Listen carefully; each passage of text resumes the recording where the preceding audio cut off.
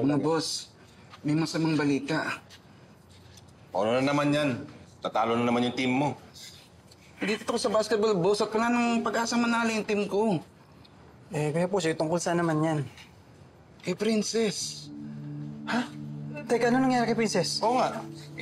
Nabalitaan ko na pinapupunta ni Warden lahat ng jail guards diretso sa ospital para magpa-test ng dugo. Huh? Ano naman kinalaman ng kay Princess? Nasa ospital si Princess, critical. Ha? Nangangailangan daw siya ng dugo. Ano? Ano nangyari kay Princess? Oo nga. Napaaway daw si Princess. Nabagok yung ulo, kaya yun, nasa ospital siya. Teka, sino namang umaway sa kanya? Ang isipin natin, kung paano natin matutulugan si Princess. Balita ko, bihira daw yung dugo ni Princess.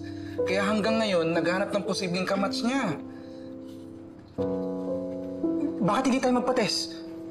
Sa dami natin dito.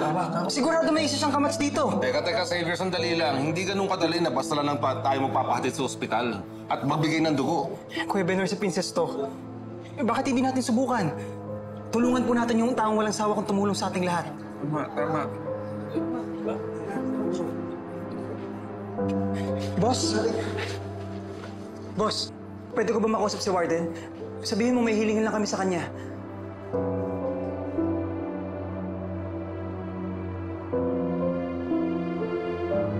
Gusto mo ako makausap, bata? Yes, sir. Tungkol po kay Princess. Nabalitaan ko nga. Sir, ano po ba nangyari kay Princess? Hindi ko rin alam, pero kung nangangailangan ng dugo, baka na-aksidente. Pero nagpadala na ako ng mga tao. Baka sakaling may mag-match na isa sa kanila kay Princess. Sir, kaya ako nga po kayo gusto makausap.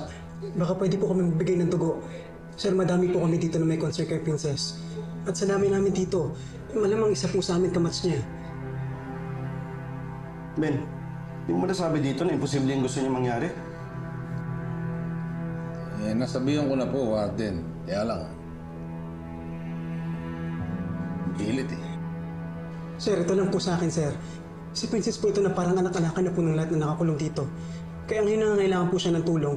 Kami naman po, sir, willing magbigay nun sa kanya. At ako naman ang masisasante dahil sa'yo. Oh? Alam mo, hindi ko naman pwedeng isalampa kayo sa sasakyan at dalhin sa ospital. Kailangan ng court order niyan. At pag nalaman ng bossing sa itaas na nagpalabas ako ng preso nang walang legal na dahilan at walang court order, ako naman ang malilintikan.